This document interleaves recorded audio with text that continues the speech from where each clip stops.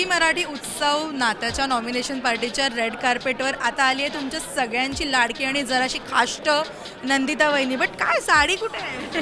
कुठे राहिली? आता गेले 3 वर्ष मी साडी नेसते, तर म्हणलं जरा काहीतरी आज वेगळं करावं. आणि स्ट्राईप्स, ग्लॅमरस स्ट्राईप्स ही कॉन्सेप्ट आहे. तर दीज आर दी स्ट्राईप्स ज्याच्यावरती कॉशन असं लिहिलेलं आहे. तर आय थिंक ते नंदिताच्या बहिणी साहेबांच्या कॅरेक्टरला अगदीच जातं. स्टे सेफ फ्रॉम मी असं मला म्हणायचं आहे. पण ती रोज मस्त टिकली, ते केस आणि तो रुबाब, आणि आज एकदमच ग्लॅमर. म्हणजे कोल्हापूरवरून मुंबईसारखं ट्रान्सफॉर्मेशन आहे काय? झी मराठीने सांगितलं होतं ग्लॅमरस स्ट्राईप्स ही कॉन्सेप्ट आहे. तर I tried my level best. मस्त दिसतेस यार खरंच. हे कोणी स्टायलिंग तू स्वतः केलं आहे? नाही, माझी स्टायलिस्ट आहे श्रद्धा म्हणून.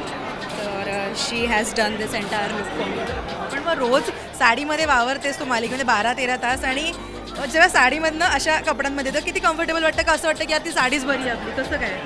ऑनेस्टली आता साडी बरी असं वाटायला लागलं आहे. पण असे कपडे पण कॅरी करण्याची सवय पाहिजे, आणि मला ऑनेस्टली आवडतं वेगवेगळं काहीतरी ट्राय करायला. So yes. इतकी छान बोलतेस, आणि मालिकेमुळे तुझ्या भूमिकेमुळे प्रेक्षकांना नंदिता वहिनी खूप खाष्ट वाटते. हो ना. कसा तो अनुभव आहे? कारण निगेटिव्ह रोल प्ले करणं आणि नंतर अशा वेगळ्या रूपात प्रेक्षकांसमोर येणं, काय? खूप मस्त वाटतं मला असं वाटतं की हे असे काही इव्हेंट्स आहेत ज्याच्यामुळे आम्ही वेगळे कसे दिसू शकतो, किंवा वेगळ्या कपड्यांमध्ये आम्ही कसे प्रेझेंट होऊ शकतो. ही ती संधी आहे, तर ती नाही सोडायला पाहिजे असं मला वाटतं.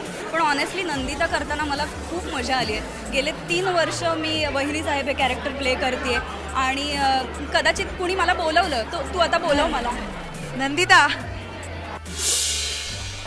तर चुकून असं होतं माझ्याकडनं. अवॉइड करायचा प्रयत्न करते मी, पण आता ते 3 वर्ष झाले ग. सो ते it's like me, Nandita is me. तू ते जगतेस character, right? Yes absolutely. Award फंक्शनच्या निमित्तानं अनेक मित्र भेटतात, इतरही मालिका आहेत त्याचे कलाकार भेटतात. अवॉर्ड फंक्शनला येताना तुला पॉझिटिव्ह वाटणारी गोष्ट? मला असं वाटतं की अवॉर्ड नॉमिनेशनमध्ये असणं हीच एक खूप चांगली गोष्ट आहे. आपण जे काम करतो वर्षभर त्याची ही एक पावती असते की तुम्ही छान काम करताय.